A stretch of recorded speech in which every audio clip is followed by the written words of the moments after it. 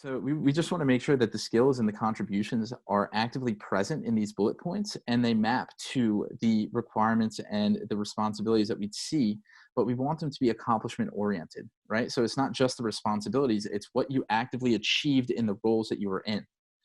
And the key here is to keep them as brief as possible. So no more than like 1 to 2 lines. And much like the key achievements section that we had above, we want to include quantifiable metrics. You don't often see too many numbers on a resume. And when you do, your eye gets attracted to them, right? And numbers really add a little bit of tangible perspective to what it is that you were able to accomplish. So, um, we're going to go through several examples here shortly that is going to really highlight what it means to be quantifiably focused in your accomplishments. And I'll also add one more thing, which is the vast majority of self-written resumes that we have seen come across our radar screen. And again, we validate this assumption also with recruiters. The vast majority of them are focused on just responsibilities, right? So really talking about, what their job scope was, maybe how many people they managed, maybe a little bit of KPI information.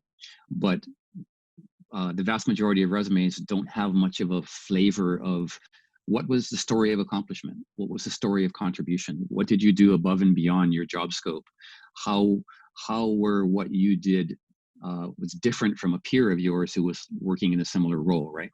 And so just by taking the extra step to be strategic about including accomplishments, even if you don't write them perfectly, if you just include them, you're already going to have a leg up on some of the other resumes that are out there. But that being said, we're going to teach you how to write a rock star bullet point. Okay, so accomplishments. This is one of our favorite photographs. This is Ernesto. We're not sure what country he's from, Italy. But clear, he's okay. Ernesto's from Italy, and you can see that Ernesto is extremely thrilled because he's won a prize for having the largest. It's either a zucchini or a squash. I'm not sure, but I'm joking about Ernesto, but this is kind of the gist of what we mean by accomplishments, right?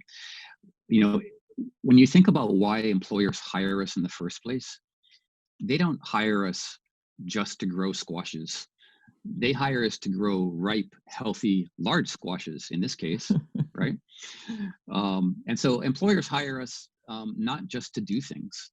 They hire us to do things well. They hire us to increase sales, to increase market share, to optimize processes, to save money, to reduce headcounts, things like that. And so you can see on the slide here some starter questions, literally starter questions, because the list is very extensive, of the types of questions that you can ask yourself as you begin to inventory your own accomplishments. So, have you invented something or improved a process? Have you achieved more with less resources? Have you reduced costs, saved time? Have you been rapidly promoted? Now, of course, they don't hire you to be rapidly promoted, but that certainly is an accomplishment, right? Have you received a company or helped you yourself or a team win an industry award? This is the flavor of the types of questions you should be asking yourself as you begin to inventory your accomplishments, okay? Now, the accomplishments that you choose to put on your resume should absolutely be relevant to your targets, right? But it starts with doing kind of an initial brain dump of all of your accomplishments that you've held in your various roles. And then you pick and choose the ones you want to then put onto your resume for various targets.